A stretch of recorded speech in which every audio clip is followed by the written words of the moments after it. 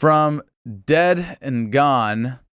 Freedom of expression. Hello, Adam. My name is Nate D. Recently, I watched a video of yours about a student who was arrested and thrown from school for a t-shirt. I had a similar experience in high school. I used to wear a jacket with a patch on the back of it that depicted a crossed-out swastika.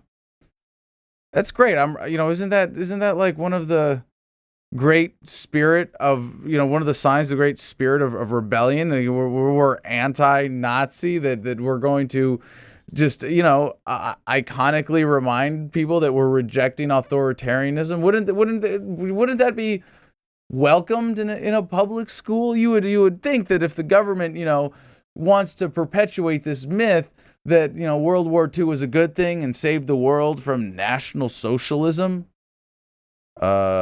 Whoops. Yeah, it saved, put off, temporarily defeated one instance of National Socialism, that they would want you to wear such a patch. They would say, yeah, way to buy into the historical, narrative of government.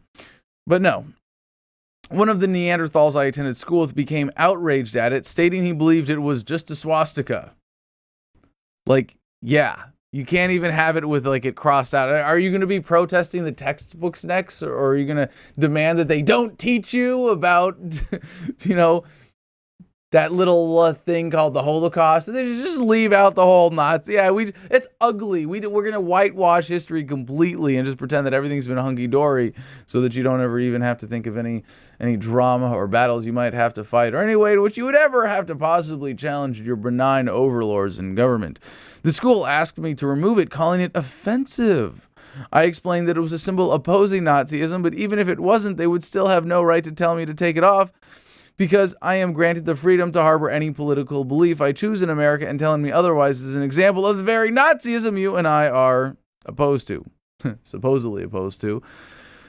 Oh, really? This is just, I hate to break it to you, Nate, but no, you don't. And have the freedom to harbor any political belief. No, if it's not politically correct, you're not allowed to express it. And if you and it's funny to think, because think about this for a second, seriously. If you were a Nazi as an American high school student and you went to school wearing white power t-shirts and you weren't going to hurt anybody, you weren't threatening anybody, but it was a matter of self-expression. You think the First Amendment will be respected in regards to you at a government-run indoctrination center? No, you can't do that.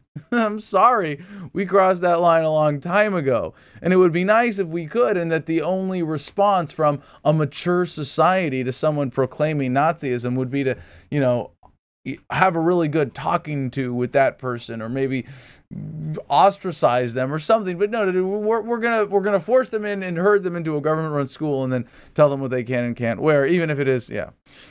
So the best way to fight the Nazi viewpoint is to let me wear a swastika, although none of this matters in the first place because it was a crossed-out swastika. The school told me I wasn't allowed to return with the patch on my jacket, so I stopped going for 5 months. Good for you. After a few months, I was summoned to appear in court and had charges filed against me for not going to school when the school told me not to go in the first place.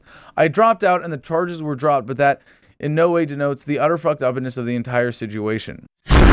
Sir. This is your last warning. Whoa! Hey! And this is Law and Order.